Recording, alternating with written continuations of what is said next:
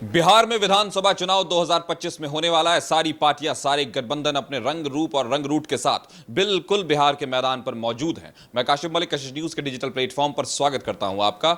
हम बात करने वाले हैं लेकिन जनता दल यूनाइटेड की, पर्टिकुलरली जेडीयू की, जिसके मुख्यमंत्री नीतीश कुमार हैं, जो एक जमाने से बिहार के मुख्यमंत्री बने हुए हैं, गठबंधन के साथ हैं और अलग अलग गठबंधन आए लेकिन नीतीश कुमार वहीं के वहीं। तो अब जनता दल यूनाइटेड किस मूड में है, क्या तरीका अपनाती है, इस पर हम बात करेंगे हमारे दो वरिष्ठ सहयोगी के साथ, नीलकमल जी और आशुतोष जी के साथ। हम बात करेंगे कि किस तरह से चुनाव की तैयारी शुरू हुई है, ऐसी कौन सी टॉप लीडरशिप है जिस पर नीतीश कुमार जबरदस्त भरोसा करते हैं, वो कौन 5 लोग हैं जिनके सहारे कह सकते हैं एक तरह से नीतीश कुमार की सरकार जो है वो चली आ रही है और चलती चली जा रही है। तो वो कौन लोग हैं 5 टॉप लीडरशिप, उनकी क्या खासियत है और जेडीयू की क्या स्ट्रेटजी है, क्या रणनीति है। सबसे पहले हम आशुतोष जी आपके पास आएंगे।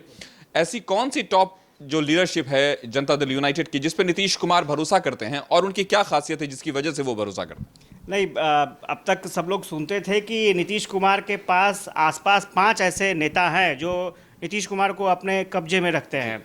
बहुत चर्चाएं सुनी, बहुत बातें सुनी, लेकिन उन 5 नामों का खुलासा आज हुआ है। इसलिए हुआ है क्योंकि जेडीयू की तरफ से राज्य स्तरीय सम्मेलन किया जा रहा है, जिला स्तरीय सम्मेलन किया जा रहा है, बाद में राज्य स्तरीय एक बड़ा सा सम्मेलन भी होगा।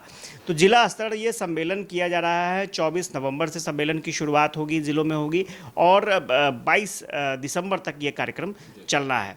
सबसे बड़ी बात यह है कि पहली बार जेडीयू ने 5 नेताओं की टीम गठित की है और ये नेता हैं संजय झा, जो कार्यकारी अध्यक्ष है, पार्टी के राष्ट्रीय कार्यकारी अध्यक्ष है संजय झा। दूसरा नाम है जेडीयू में, दूसरा नाम जो है नीतीश कुमार के बाद कहें तो तीसरा नाम विजय कुमार चौधरी, मंत्री हैं, इनको सब जान रहा है, इनकी हैसियत क्या है जेडीयू में। और तीसरा नाम है उमेश सिंह कुशवाहा, पार्टी के प्रदेश अध्यक्ष है। और चौथा नाम है श्रवण कुमार, नीतीश कुमार के काफ़ी करीबी है, नालंदा से आते हैं और नीतीश कुमार के वक्त के साथ हमेशा से रहे हैं, उनके सुख दुख में खड़े रहे हैं। और 5वां नाम है रामनाथ ठाकुर। तो ये वो 5 ऐसे चेहरे हैं जिनके बदौलत नीतीश कुमार लोगों के बीच जा रहे हैं, या कह सकते हैं कि पब्लिक का जो मूड होगा वो भांपेंगे और पब्लिक के मूड को बदलने की कोशिश करेंगे। सरकार ने क्या काम किया है, क्योंकि ये जो टीम बनाई गई है, इसके साथ साथ एक और जानकारी उमेश कुशवाहा ने दी है कि हम लोगों का काम है कि धर्म और जाति के नाम पर जो लोगों को बांटते हैं उनकी पोल हम खोलेंगे, पब्लिक के बीच में जा करके पब्लिक को बताएंगे कि नीतीश कुमार ने क्या काम किया है, महागठबंधन की सरकार में क्या काम हुआ था और अगर वो आते हैं तो फिर क्या हो सकता है। तो ये तमाम चीज़ें होंगी और ये 5 चेहरे हैं। ये मैं फिर कह रहा हूँ कि इन 5 चेहरों के बारे में ज़्यादा जानकारी नहीं थी, लेकिन ये कुछ चेहरे, 2-3 चेहरे तो सब जानते थे, संजय झा का नाम, विजय चौधरी का नाम। एक सवाल जो उभर कर आ रहा है, ये 5 नाम तो हैं ही लेकिन एक नाम जिनके बारे में उम्मीद की जा रही थी कि उनको भी होना चाहिए था, वो अशोक चौधरी का नाम है, वो क्यों नहीं है? ये सबसे मैं वही, जब ये 5 चेहरे सामने आ रहे थे तो मैं कोशिश कर रहा था उस नाम को खोजने का और मुझे ये नाम मिला है। ये आप देखिए, ये टीम नंबर 5 अशोक चौधरी, ये काम करेंगे रामनाथ ठाकुर के अंडर में। रामनाथ ठाकुर के अंडर में अशोक चौधरी काम करेंगे। ये बहुत ही सरप्राइजिंग चीज़ थी और हम लोगों को लग रहा था कि अशोक चौधरी का नाम जो होगा वो लीडिंग टीम मेंबर के रूप में होगा, लीडिंग लीडर के रूप में होगा, लेकिन अशोक चौधरी का नाम रामनाथ ठाकुर के नीचे है, यानी उन्हें रामनाथ ठाकुर के अंडर में काम करना पड़ेगा। ये सरप्राइजिंग फैक्टर था। मैंने पहले भी कहा, जो जिन 5 नामों की चर्चा होती थी उसमें एक नाम अशोक चौधरी का भी हुआ करता था, लेकिन यहाँ अशोक चौधरी का नाम रामनाथ ठाकुर के नीचे दे दिया गया है। नीलकमल जी, अब हम आपसे जुड़ना चाहेंगे, क्या ये जहानाबाद प्रकरण के बाद एक तरह का प्रायश्चित है अशोक चौधरी जैसे नेता को? वो आखिर में इन 5 टॉप लीडरशिप में नहीं है और उनको एक अंडर में डाला गया, ऐसा भी नहीं कि वो पूरे इस जो ये प्रोसेस बनाया गया, टीम बनाई, उसमें नहीं है, उसका हिस्सा है वो, लेकिन उनको किसी के अंडर में रखा गया है। नहीं, जिनके अंडर में रखा गया है अशोक चौधरी जी को, वो कर्पूरी ठाकुर के पुत्र हैं रामनाथ ठाकुर जी। जाहिर तौर पर अशोक चौधरी से बहुत ऊपर कद है उनका, जो कर्पूरी ठाकुर थे उनके पुत्र हैं। तो ऐसे में ये कहना कि उनके अंडर में रखा गया है। और दूसरी बात यह है कि अशोक चौधरी संविधान दिवस मनाने जा रहे हैं इस 26 नवंबर को, उसमें लगे हुए हैं, वो भीम सेना के साथ लगे हुए हैं और अगले साल वो भीम सेना के साथ ही अंबेडकर जयंती भी जो मनाएंगे और अंबेडकर का एक बहुत बड़ा सम्मेलन करेंगे दलितों का गांधी मैदान में, उसमें भी लगे हुए हैं। तो जाहिर तौर पर ये 2025 के चुनाव की रणनीति के तहत ये टीम बनाई गई है जेडीयू की ओर से। तो इसमें यह है तो दिख रहा है कि इसमें सारे समीकरण को साथ में रखा गया है, दलित चेहरा भी है, फॉरवर्ड क्लास के लोग भी हैं। यो जो समीकरण होता है चुनावी दृष्टि से ये रखा गया है। 9 लोगों की टीम जो है एक जो सीनियर लीडर है उसके अंडर में काम करेंगे। तो सीनियर जो हैं जिनको टॉप हैंडल करने के लिए दिया गया है, उनके नीचे भी जो टीम बनाई गई है वो भी सीनियर लोगों की ही टीम है।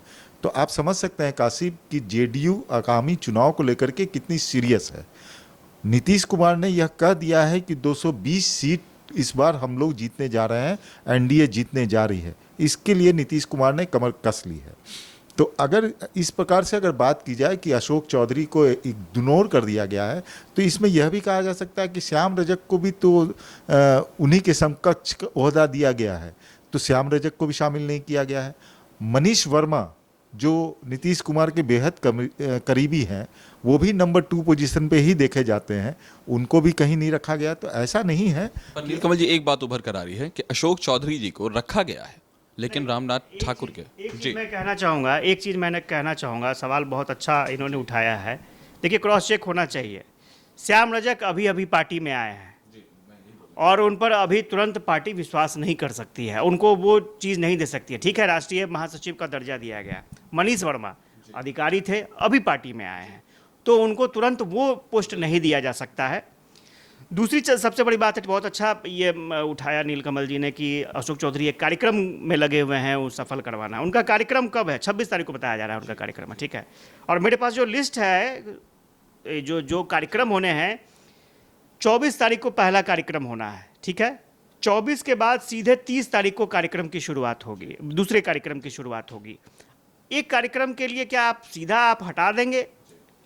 एक कार्यक्रम के लिए क्या सीधा हटा दिया जाएगा? आप हटा देंगे। और सबसे बड़ी बात, आप अशोक चौधरी के चीज़ों को समझिए। देखिए, उनका जो प्रोफाइल था, नीतीश कुमार जहाँ जाएंगे अशोक चौधरी मिलेंगे। ठीक है, आपको याद होगा पिछले दिनों विजेंद्र यादव जो मंत्री थे, जो जेडीयू में नाराज हुए थे, वो इस बात को लेकर के नाराज थे कि अखबारों में पोस्टर, अखबारों में नहीं, कहीं पोस्टर छपता है उनका नाम नहीं आता है। विजेंद्र यादव को इस बात पर आपत्ति थी कि नीतीश कुमार कुछ खास लोगों से घिरे रहते हैं। आखिर क्यों ऐसा होता है? तो यहाँ पर हम आपको रोकेंगे कि आप जो कह रहे हैं कि नीतीश कुमार के साथ हमेशा नजर आते हैं, तो क्या ऐसे में इनको इग्नोर किया जा सकता है? आपने कहा कि 30 नवंबर को एक कार्यक्रम है, इसके लिए उनको हटाया नहीं जा सकता है। लेकिन 30 नवंबर ही सिर्फ अगर कार्यक्रम जेडीयू की शुरुआत हो रही है, तो 26 नवंबर को उनका संविधान दिवस का कार्यक्रम होगा। नीलकमल जी, एक बात मैं कहना चाहूंगा कि वो यानी कि जो टॉप लीडरशिप है उसमें अशोक चौधरी नहीं आए इस बार। जो उनका एक कार्यक्रम है। देखिए, चुनाव के समय में सारे समीकरण को साधना बहुत जरूरी होता है हर एक पार्टी के लिए। वो एक दलित सम्मेलन करने जा रहे हैं, महासम्मेलन, पटना के गांधी मैदान में या फिर वेटनरी कॉलेज में, जिसमें नीतीश कुमार भी शिरकत करेंगे। तो उसके लिए वो तैयारी भी करना है उनको, वो अपने समाज के लोगों को भी इकट्ठा करना चाहेंगे, तो वो उस दिशा में काम कर रहे हैं। नीतीश कुमार एक ऐसे लीडर हैं, वो ऐसे नेता हैं कि हर एक को अपना अपना टास्क दे के रखते हैं। तो उनको हो सकता है कि दूसरे टास्क में लगाया हुआ हो। हालांकि आशुतोष की बात से भी हम दरकिनार नहीं पूरी तरह से कर सकते हैं कि इनको हो सकता है कि किसी न किसी रूप में थोड़ा सा नीचे रखा जा रहा हो और बाकी लोगों को ऊपर किया जा। वजह है, सिर्फ बताने की वजह नहीं, उसके पीछे फैक्ट्स हैं। आप देखिए, ये मेरे पास सूची है, सूची में आप देखिएगा 9 कार्यक्रम होने हैं। ठीक है, 9 कार्यक्रम होने हैं। पहला कार्यक्रम 24 तारीख को होना है, 26 तारीख को अशोक चौधरी का कार्यक्रम है। अगर होता तो ठीक है, 24 को आप एडजस्ट कर सकते थे। 26 का कार्यक्रम खत्म होने के बाद 30 तारीख के बाद 8 कार्यक्रम होने हैं। 8 कार्यक्रम, कुल 9 में 8 कार्यक्रम आपको 24 के बाद होने हैं, तो आप एडजस्ट कर सकते थे। तो अगर यहाँ पर आशुतोष एक चीज यह भी हो सकता है कि जो जहानाबाद कांड हुआ था, काशी ने जैसे कहा कि अशोक चौधरी जी ने जैसा जहानाबाद में जो बयान दिया था, हो सकता है कि इसे भी ध्यान में रखा हो मुख्यमंत्री ने, या जो ये पैनल जो तैयार किया हो इसे भी ध्यान में रखा हो कि अगर हम इनको देते हैं किसी ज़िले का, या जो 5 टीम बनाए हैं उनके अंदर में 9 लोग बनाए हैं, तो हो सकता है कि अगर इनको हम प्रभार में रखें उस क्षेत्र में, इनके वजह से कोई अगर अपोजिशन इस बात को अगर वहाँ पे फैला दे, उसका र्यूमर फैला दे कि अशोक चौधरी तो ऐसे बोले थे उस समाज के लिए, हो सकता है कि उनका सारा किया धरा पानी में चला जाए। याद होगा कि काफ़ी डैमेज कंट्रोल करने की कोशिश हुई थी, नीतीश कुमार के पास जाना मिलना, और ये जो चर्चा थी कि श्याम रजक के आने के बाद थोड़ा सा बहुत नाराज़ हो गए हैं अशोक चौधरी, उसके बाद उन्हें श्याम रजक को राष्ट्रीय महासचिव बनाया गया, फिर अशोक चौधरी को राष्ट्रीय महासचिव बनाया गया। और सबसे बड़ी बात ये है कि अशोक चौधरी, वही मैं कह रहा था कि अगर प्रोफाइल देखेंगे कि हर समय नीतीश कुमार के साथ, और उसके कारण काफ़ी अंदर में जो सीनियर विजेंद्र यादव जैसे नेताओं को भी परेशानी होने लगी थी कि नीतीश कुमार कुछ खास लोगों से घिरे हुए हैं। और सबसे बड़ी बात, डैमेज कंट्रोल करने की ही कोशिश का नतीजा था कि अशोक चौधरी जो कार्यक्रम करने जा रहे हैं, जो दलितों का सम्मेलन करने जा रहे हैं, वो डैमेज कंट्रोल करने की ही कोशिश थी। और मुझे लगता है कि अगर सब चीज़ ठीक ठाक हो गया रहता तो शायद अशोक चौधरी का नाम उस 5 में से 5वें नंबर में उनका नाम रहता। लेकिन अभी भी कुछ कमी है। मुझे लगता है कि 26 तारीख को जो कार्यक्रम कर रहे हैं, उस कार्यक्रम में अपनी पूरी एक चीज़ आपसे पूछना चाहूँगा आशुतोष कि अगर ये जो 5 टीमें बनाई गई, अगर प्रोग्राम कारण होता जिसकी वजह से इनको लीडरशिप नहीं मिली है, तो इनको उसमें रखा ही नहीं जाता। कहीं ना कहीं रख करके ये भी मैसेज दिखाया गया है कि you are not in the first leadership quality. कार्यक्रम के लिए ना 26 को उनका कार्यक्रम, उससे पहले 24 का कार्यक्रम, बस एक कार्यक्रम है। उसके बाद तो 8 कार्यक्रम आपके बचे हुए हैं। आप चाहते तो उसको एडजस्ट कर सकते थे। और फिर अशोक चौधरी, चूंकि आप देखिएगा, क्या ये माना जाए पॉलिटिकल पनिशमेंट है? अब ये क्यों और कहाँ कैसे हो रहा है, क्योंकि ये एक बात तो तय था कि अशोक चौधरी के खिलाफ जेडीयू में अंदर में जो सीनियर लीडर्स हैं, नाराजगी थी, इसमें कोई दो राय नहीं है, ठीक है। और उसी मतभेद का नतीजा था कि बहुत जगहों पर कई चीज़ें निकल कर सामने आई। देखिए, ये तो हर एक पार्टी में देखने को मिलता है आशुतोष, कि आप देखिएगा किसी भी पार्टी में आप जाएंगे, जब कोई आगे बढ़ने लगता है, कोई भी सीनियर लीडरशिप अगर ऊपर उभरने लगती है, तो वो पीछे के लोग जो है लेग पुलिंग करने लगते हैं। बिल्कुल आपने सही शब्द का यूज़ किया।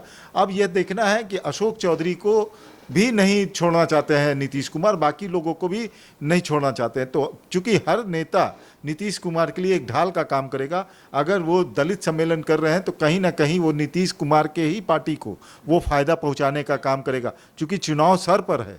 तो और इसमें और भी बातें ये छन के आ रही हैं कि संभवतः चुनाव प्री मैच्योर हो जाए, तो ये भी हो सकता है। तो इसलिए ये टीम इस तरह का तैयार किया गया है कि कोई नाराज भी नहीं हो और किसी को बुरा भी ना लगे, और सब कोई प्रसन्न भी रहे इस चीज से, और बाकी लोग आपका प्रायश्चित भी हो जाए। बिल्कुल बिल्कुल बिल्कुल। नाराजगी की जो बात है ना, मुझे यही अब तक लग रहा है कि टीम की घोषणा हो जाए। अगर अशोक चौधरी का नाम 5वें नंबर पर आ जाता ना, तो कुछ ना कुछ बवाल तय था।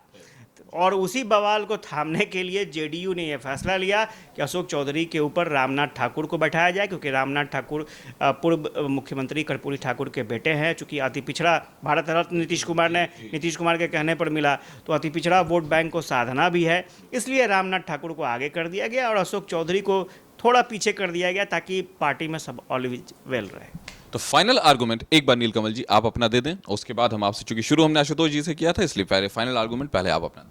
बिल्कुल, जो आशुतोष ने कहा है बिल्कुल सही बात कहा उन्होंने, कि जिस प्रकार से पार्टी चलाई जा रही है, जिस प्रकार से आगामी विधानसभा चुनाव को लेकर के सारी तैयारियां की जा रही है, तो इसमें मुख्यमंत्री नीतीश कुमार और जो उनके समकक्ष नेता हैं जो पूरी रणनीति बनाते हैं, तो इस रणनीति के तहत ऐसा टीम को तैयार किया गया है जिससे कि आने वाले समय में कोई नेता नाराज भी ना हो और कोई नेता बहुत ज़्यादा ऐसा भी नहीं हो कि उनको ज़्यादा तवज्जो दे दी गई है। इसलिए 5 लोगों की ऐसी टीम तैयार की गई है कि पाँचों लोग समकक्ष हैं, कोई एक आदमी नीतीश कुमार का करीबी नहीं है, सभी लोग नीतीश कुमार के करीबी हैं। जो 9 लोगों की टीम जो 5 के अंडर में जो बनी है, वो भी नीतीश कुमार के उतने ही करीबी हैं जितने कि आप 5 लोग हैं। तो ये सामंजस्य स्थापित कर करके 2025 के लिए अब कमर कस चुके हैं नीतीश कुमार। एनडीए की अलग बैठक हो रही है, एक अभी हाल में ही बैठक हुई थी और आने वाले समय में और बैठक होगी। तो ये 220 सीट का जो लक्ष्य नीतीश कुमार ने अपने दिमाग में बिठा रखा है, इसकी कवायद अब शुरू हो चुकी है और आगे आगे देखिए और भी ज़्यादा अब राजनीतिक गतिविधियां बिहार में बढ़ती हुई नजर आएंगी। बिल्कुल। और सबसे बड़ी बात यह है कि आप देखेंगे कि मनीष वर्मा से करीबी तो फिलहाल ये लोग नहीं होंगे। मनीष वर्मा भी नीतीश कुमार के करीबी हैं और उनको उनको भी रामनाथ ठाकुर के अंडर में काम करना पड़ेगा। अशोक चौधरी के नीचे उनका नाम है। उसी तरह से श्याम रजक को भी लाया गया है, कुछ सोच समझ कर लाया गया है। तो कई ऐसे सीनियर लीडर हैं, एक दामोदर राउत हैं पूर्व मंत्री, वो भी नीचे काम कर रहे हैं। तो कई ऐसे सीनियर लीडर हैं, उनको एकोमोडेट किया गया है। लेकिन इतना ख्याल रखा गया है कि जो विवाद, एक नाम था जो जिसके कारण विवाद हो रहा था, पिछले दिनों आपने देखा होगा कि सम्मेलन के दौरान कई विधायक संजीव थे और उन्होंने विरोध कर दिया था। तो स्वाभाविक है इस तरह का कोई विरोध सामने ना आए। और चूंकि चुनावी साल होने जा रहा है तो ऐसे में चुनावी साल में सबको साधना है, किसी के नाम पर विरोध ना हो, ये कोशिश की जा रही है। अब सम्मेलन कैसा होता है, इसका प्रभाव क्या दिखता है, कितना मैसेज दूर तक जाता है, उस पर भी सबकी निगाहें हैं। उभरता हुआ ऊहापोह, आने वाला चुनाव और इस तरह के बन रही कमेटियां और आने वाले वक्त में जिस तरह से सारी पार्टियां, सारे गठबंधन अपने रंग में आएंगी और उसके बाद जैसा कि इन दोनों ने ही बताया कि असल मकसद नीतीश कुमार को जिताने का है, असल मकसद जनता दल यूनाइटेड को पावर में लाने का है, एनडीए को पावर में लाने का है। जो कह रहे हैं कि ये जो सारी चीजें हो रही हैं, सारी सियासत हो रही है, सारी राजनीति हो रही है, इसी के लिए हो रही है, न कि किसी एक भी नेता के तुष्टीकरण के लिए, ना किसी ग्रुप के, ना किसी कोटरी के। और सबका मकसद एक ही है कि नीतीश कुमार। लेकिन इन सब के बावजूद भी गलबैयां देती हुई वो तस्वीरें जरूर याद आती हैं अशोक चौधरी और नीतीश कुमार की। आखिरकार आज ऐसा क्या हो गया जो अशोक चौधरी उस कम से कम जो 5 टॉप लीडरशिप है उसमें तो नहीं है, लेकिन उस ग्रुप में जरूर है जिसका काम नीतीश कुमार को मुख्यमंत्री बनाना है। आप क्या सोचते हैं इस पर? अपनी राय जरूर दें। और अगर आपने अभी तक हमारे चैनल को सब्सक्राइब नहीं किया तो जरूर कर दें, और फेसबुक पर देख रहे हैं तो पेज को लाइक करना ना भूलें। नमस्कार।